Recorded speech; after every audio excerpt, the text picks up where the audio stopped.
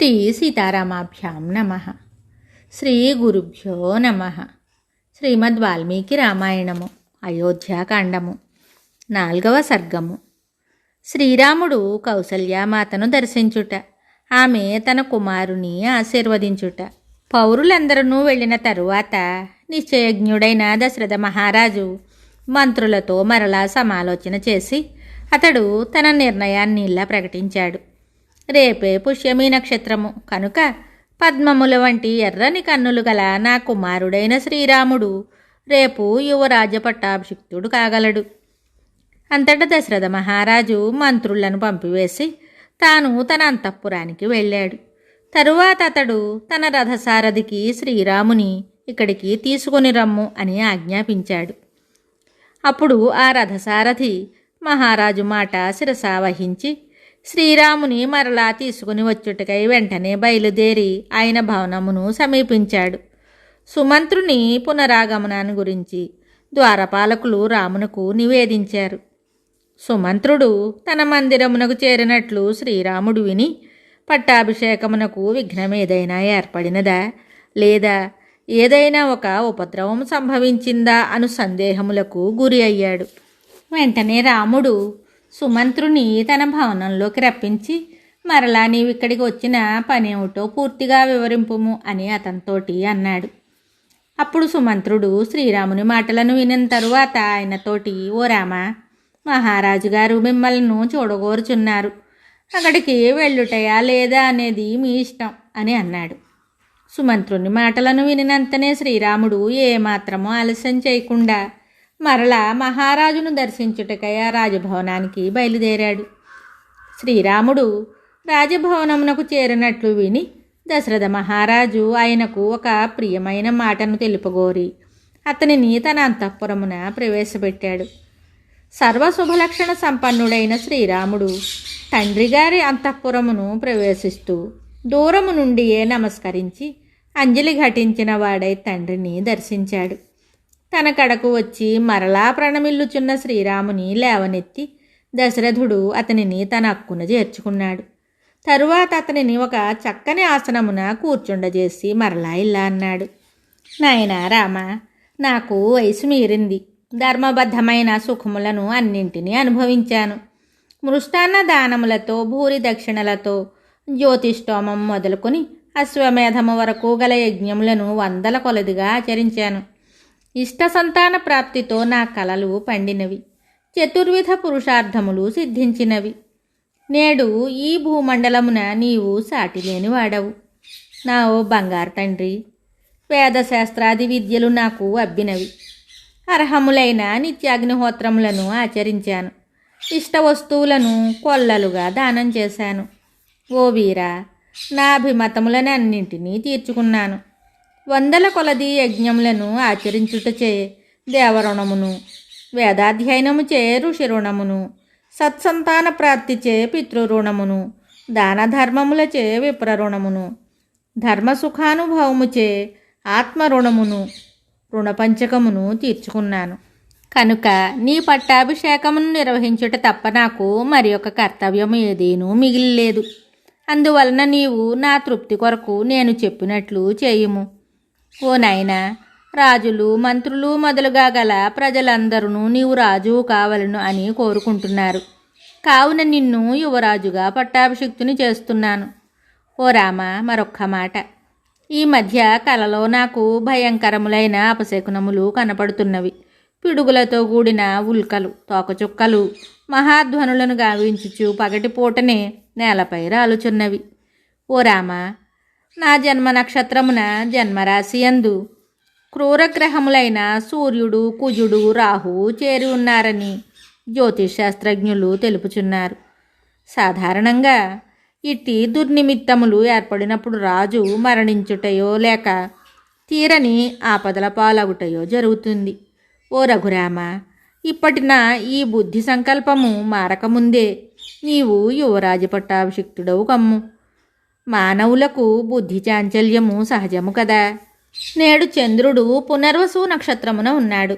రేపు చంద్రుడు పుష్యమీ నక్షత్రమున ఉన్నప్పుడు పట్టాభిషేకమును జరుపుట ప్రశస్తము అని దైవజ్ఞులు తెలుపుచున్నారు.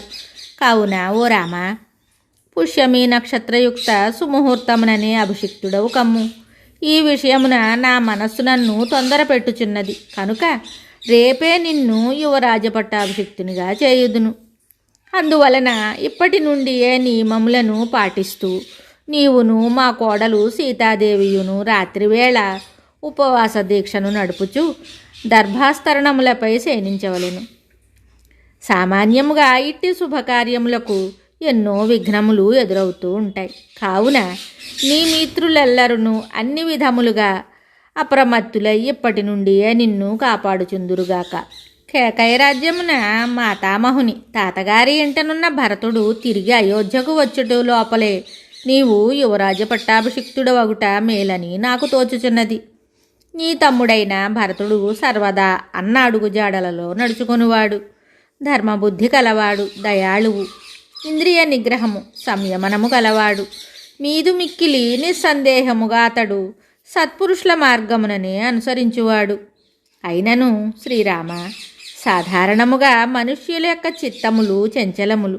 ధర్మనిరతులైన సత్పురుషుల మనస్సులు కూడా ఒక్కొక్కప్పుడు వేర్వేరు కారణముల వలన రాగద్వేషములచే ప్రభావితములగుచుండును. ఇది నా అభిప్రాయము. మరునాడు జరగనున్న పట్టాభిషేక విషయములను గురించి తెలిపి, నాయనా రామ, ఇంక వెళ్ళుము అని అనుజ్ఞ ఇచ్చిన తరువాత శ్రీరాముడు తండ్రికి ప్రణమిల్లి తన భవనమునకు చేరాడు. రాముడు తన భవనమున ప్రవేశించాడు. తరువాత తన తండ్రి యగు దశరథుడు సంకల్పించిన యువరాజ పట్టాభిషేకమును గూర్చి కౌసల్యామాతకు తెలుపదలిచిన వాడై తక్షణమే బయలుదేరి ఆమె అంతఃపురానికి చేరాడు. అచ్చట కౌసల్యాదేవి వ్రతాచరణమునకు తగిన పట్టు వస్త్రములను ధరించి అంతఃపురమునందలి తన పూజా మందిరమున ఇష్టదైవ ధ్యానమునందు నిమగ్నయ్యి శ్రీరామునికై రాజ్యలక్ష్మిని గోరుచు మౌనముగా ప్రార్థిస్తూ ఉంది. అట్టి దశలో రఘురాముడు ఆమెను దర్శించాడు. సంతోషకరమైన శ్రీరాముని పట్టాభిషేక వార్తను వినియున్న సుమిత్రాదేవియు లక్ష్మణుడును రాముడు రాకముందే అచ్చటికి చేరి ఉన్నారు. సీతాదేవియు దాసీజనము వెంట అక్కడికి వచ్చి ఉంది. శ్రీరాముడు అచ్చటికి వచ్చినప్పటికే కౌసల్యాదేవి తన పుత్రుడైన శ్రీరామునకు పుష్యమి నక్షత్రయుక్త శుభముహూర్తమున యువరాజ పట్టాభిషేకము జరుగును అని వినుంది. సుమిత్రాదేవియు లక్ష్మణుడును సీతాదేవియు ఆమెను సేవిస్తూ ఉన్నారు. కౌసల్యాదేవి ప్రాణాయామపూర్వకముగా పురుషోత్తముడైన శ్రీమన్నారాయణుని ధ్యానిస్తూ కనులు మూసుకుని ఉంది. ఆ శ్రీరాముడు నియమనిష్టలలోనున్న తల్లిని సమీపించి ఆమెకు పాదాభివందనం చేశాడు. తరువాత అతడు ఆమెకు సంతోషమును గూర్చుచూ ఇలా అన్నాడు: అమ్మా, ప్రజలను పాలించు బాధ్యతలను చేపట్టవలసిందిగా తండ్రి గారు నన్ను ఆజ్ఞాపించారు. వారి ఆదేశాన్ని అనుసరించి రేపు నాకు యువరాజ పట్టాభిషేకము జరుగును. నా భార్యయగు సీతయు నేనును నేటి రాత్రి ఉపవసింపవలెను. తండ్రి గారు ఋత్విజులతో గురువులతో ఆలోచించి ఇచ్చిన ఆదేశం ఇది. అమ్మా, రేపు జరగనున్న పట్టాభిషేకమునకు సంబంధించి ఆచరింపదగు మంగళ కార్యక్రమములను నాకును వైదేహికిని నిర్వహింపుము. అంతటా కౌసల్యాదేవి తాను చిరకాలము నుండి అభిలషించుచున్న శ్రీరామ పట్టాభిషేక వార్తను విని ఆనంద భాష్పములను రాల్చుచు రామునితోటి ఈ విధంగా అవ్యక్త మధుర వచనములను పలికింది: నా చిన్నారి రామయ్య, చిరకాలము వర్ధిల్లుము, నీ శత్రువులు నశింతురుగాక. నీవు రాజ్యలక్ష్మిని చేపట్టుము. మన బంధువులందరినీ, నా బంధువులను, సుమిత్ర పిన్ని బంధువులను ఆనందింపజేయుము. నాయన, ఒక శుభనక్షత్రయుక్త లగ్నమున నీవు నా యందు ఉదయించి నాకు ఎనలేని సంతోషమును గూర్చితివి. శుభలక్షణ సంజాతుడవైన నీ యొక్క సద్గుణములకు మీ తండ్రి దశరథుడు ఎంతగానో మురిసిపోవుచున్నాడు. కన్నయ్య, కమలాక్షుడు పురుషోత్తముడు అయిన శ్రీమన్నారాయణుని గూర్చి దీక్షతో నేను చేసిన ఉపవాస వ్రతాదులన్నీయును సఫలములైనవి. అందువలననే ఈ ఇక్ష్వాకు రాజ్యలక్ష్మి నిన్ను వరింపనున్నది. కౌసల్యామాత ఇట్లా ఆశీర్వచనములను పలికిన తరువాత శ్రీరాముడు ప్రక్కనే వినమ్రతతో అంజలి ఘటించి ఆసీనుడై ఉన్న సోదరుడగు లక్ష్మణస్వామితోటి చిరునవ్వు చిందిస్తూ ఇలా అన్నాడు: ఓ లక్ష్మణ, నీవు నా బహిప్రాణము కావున ఈ కోసల రాజ్యలక్ష్మి నిన్నును చేరినట్లే. కనుక నాతో కూడి నీవును ఈ వసుధను పాలింపుము. ఓ సౌమిత్రి, నీకు ఇష్టములైన సకల భోగ్య పదార్థములను అనుభవింపుము. అమూల్యములైన రత్నములను, వస్త్రములను, ఆభరణాదులను పొందుము. ఈ రాజ్యమే కాదు, నా ప్రాణములే నీవి. వీటిని అన్నింటినీ నీ కొరకే కోరుకొనుచున్నాను. లక్ష్మణునితో ఈ విధంగా పలికిన తరువాత శ్రీరాముడు తల్లులిద్దరికిని పాదాభివందనం ఆచరించాడు. తరువాత వారిని సీతాదేవిని వీడ్కొని అతడు తన భవనమునకు చేరాడు. వాల్మీకి మహర్షి విరచితమై ఆది కావ్యమైన శ్రీమద్ రామాయణమునందలి అయోధ్యాకాండమునందు 4వ సర్గము సంపూర్ణం. శుభం.